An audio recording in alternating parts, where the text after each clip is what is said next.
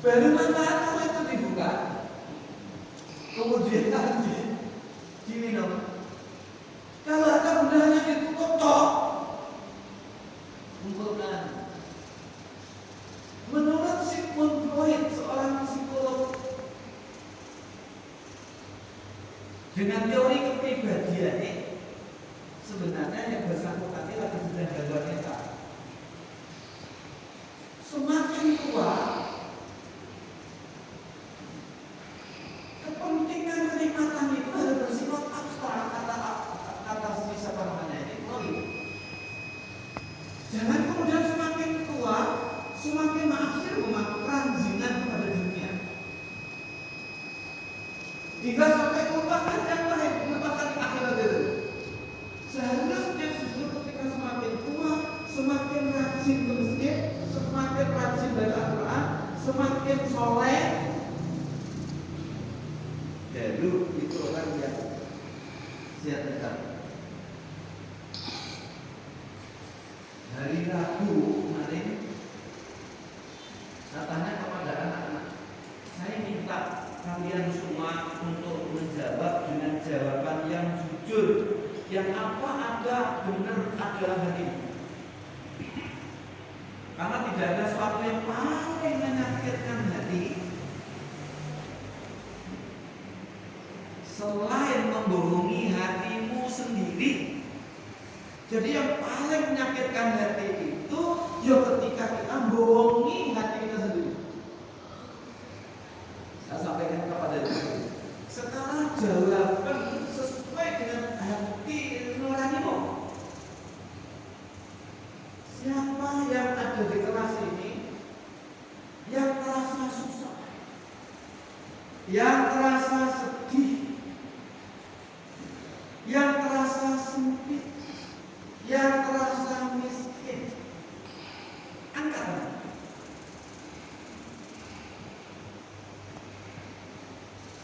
Ada yang angkat tangan itu tidak.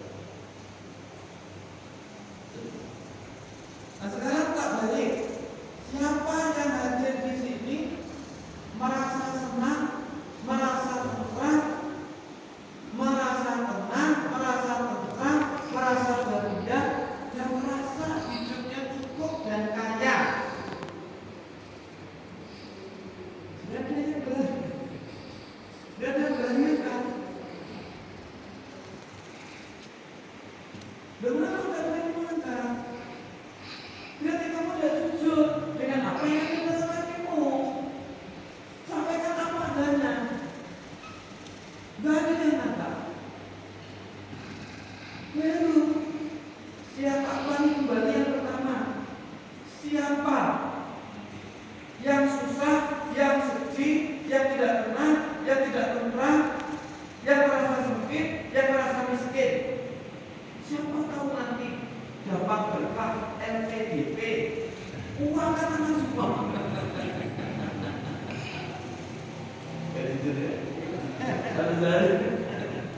Harus saya menyangkut soal materi kan begitu loh. Anda kan itu. Terus saya sampaikan kepadanya, kalau kamu tidak angkat, berarti kalian tidak mengenali dirimu. Kalau orang mengenali dirinya, hari ini, detik ini, kamu minta pikirkan, apa yang tak rasakan? Mengapa aku susah? Mengapa aku sedih? Rasional enggak aku sedih? Rasional aku benci dia? Mengapa aku benci dia? Membenci dia? Rasional tidak? Mengapa? Alasannya apa? Mengapa aku benci dia?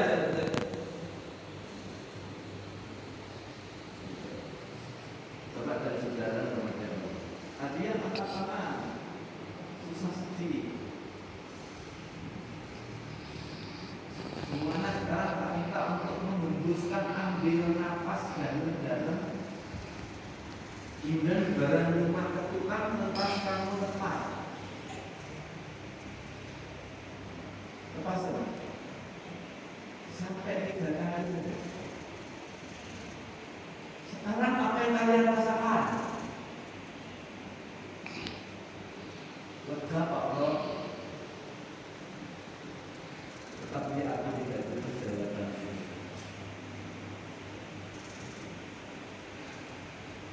Sini rumah sakit yang paling dekat itu rumah sakit apa ya? Oh, bukan. Surabaya. Surabaya. Di Jawa. Kalau di sini nggak bukan. Oke, nggak salah itu. Di Jawa ada kan mahasiswa yang dari Surabaya. Ini kena keluarga Pak Pram. Alhamdulillah kebetulan anak saya kerjanya di mitra keluarga. Silakan ke sana.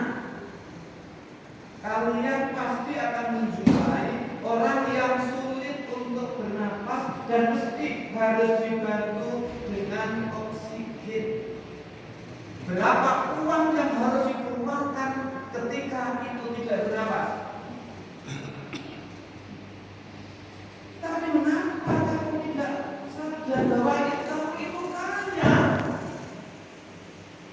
Kamu masih bisa bernapas. Berapa uang yang harus mesti kalian keluarkan manakala kamu tidak bisa bernapas? Umpamanya Pak Dekan mengumumkan siapa mahasiswa yang mau mendonorkan 2 ginjalnya dikasih 5 miliar. Angkat tangan. Ketawa semua.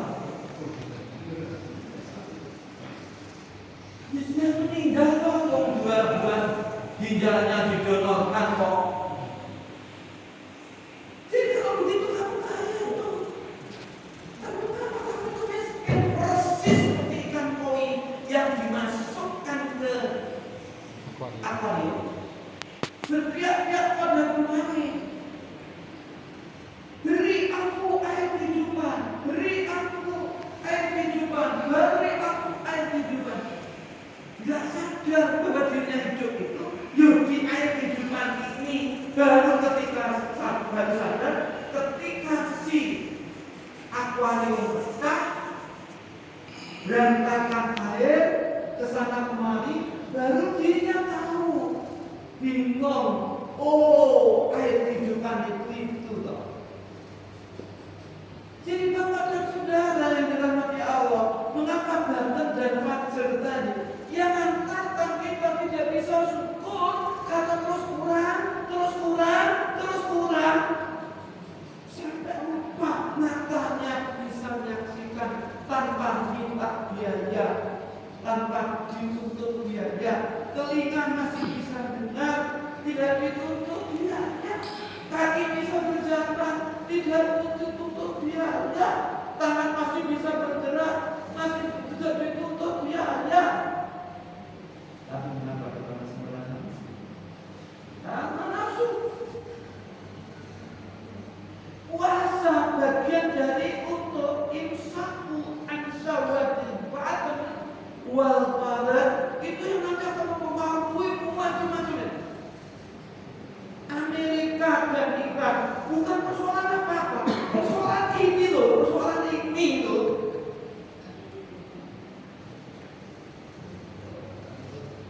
Aku senang dari dulu aja. Emangnya kalau sampai dulu ini belum tak jelas. Ini bicara tentang yang goib. Nah, lantas kemudian ada alam lahul, alam jabarut, ada alam malakut, ada alam masuk, ada alam mula. Dari sini kemudian nanti ada hingga sampai mengapa alam kosmosnya diciptakan oleh Allah. Nanti ada martabat ahadiyah, martabat wahdah, martabat wahidiyah, martabat arwah, martabat alam nifat, martabat alam ajsam, hingga sampai martabat alam ajsam, dan kemudian baru martabat berikutnya itu martabat ahad, yakni insan kamil. Puasa menciptakan insan kamil sebenarnya. Maka kalau sukses puasanya jadi waliullah, hingga saksa yuk kok dan itu aja mudah-mudahan nanti bisa ketemu. Oh ini mau ayo ada galunnya. Saya kira itu saya minta maaf mungkin berpadu banyak. Saya kira itu mudah-mudahan apa yang Pak sampaikan dan tercerahkan kepada kita sehingga tambah lagi tambah semakin kokoh dalam kita kemudian hidup dan kehidupan bisa dijalani dengan baik. Amin. Akhirnya adalah hal yang baik lantas kemudian bisa dinikmati oleh orang di sekeliling kita mulai dari keluarga hingga sampai kemudian bangsa dan negeri yang dicintai. Kalau saya ya, kalau kepingin untuk membangun bangsa ini benar, dimulai dari menata keluarga yang benar. Bangsa ini baru benar ditata dengan benar. Kalau keluarga yang ada ini juga diurus dan ditata dengan benar. Keluarga bisa diurus dan ditata dengan benar kalau diri anggota keluarganya itu juga menata diri dengan benar. Diri ini bisa ditata dengan benar dan hidupnya bisa benar kalau hatinya benar. Jadi persoalan bangsa ini terletak di hati, bukan yang lain. Kalau hatinya benar, insya Allah jadi pejabat dia benar, jadi presiden dia benar, jadi menteri dia benar, jadi wali gubernur dia benar, wali kota bupatinya dia benar, hingga sampai camate, hingga sampai nanti kelurahan, hingga semuanya nanti akan benar. Sudahlah, sistem apapun kalau tidak dukung hatinya ini benar, ya sampai besok tidak akan dari benar. Makanya peran masjid itu penting itu lah di situ gitu. Nah, saya kira akan banyak pahalanya bu. Ya, jangan pernah mengatakan sia-sia itu. Cukupkan untuk agama Allah. Allah mesti akan menyukupi kita. Percayalah, aku mengalami itu. Cukupkan untuk agama Allah. Dia tidak aneh. Anaknya cukupkan untuk agama Allah. Istri suami cukupkan untuk agama Allah. Allah mesti akan mencukupi. Bukan masjid ini iman kalau suatu usaha, tapi sudah kami mampunan. Kami lihat seperti itu kan sudah keluar dari sana. Bersyukurlah dari. Nah, jadi itu aja yang perlu Pak sampaikan. Mudah-mudahan kita diberi kepada. Amin. Atas kemudian bisa jalan segala perintah Allah. Amin.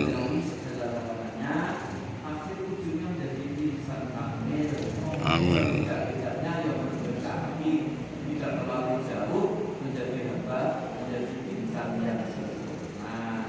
Kalau sempurna tidak mungkin itu hanya Nabi, hanya Rasulullah. Ya setidak-tidaknya kita sampai pada Rodiyah dan Madiyah lah, kurang lebih seperti itu.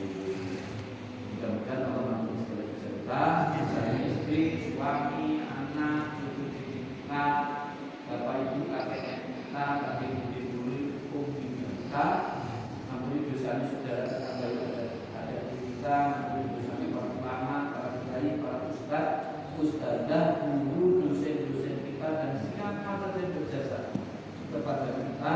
Mudah-mudahan Allah mengampuni dosanya, mengampuni segala amalnya, dan mudah-mudahan nanti dimasukkan surganya.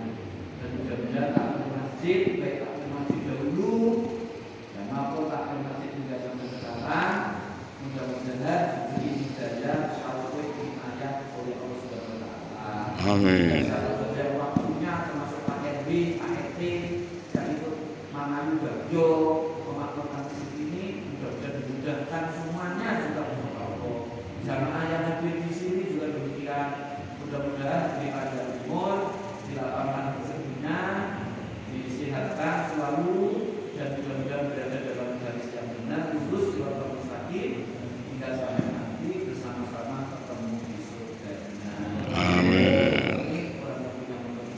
lakukan.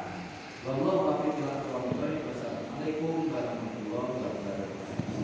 Waalaikumsalam warahmatullahi wabarakatuh.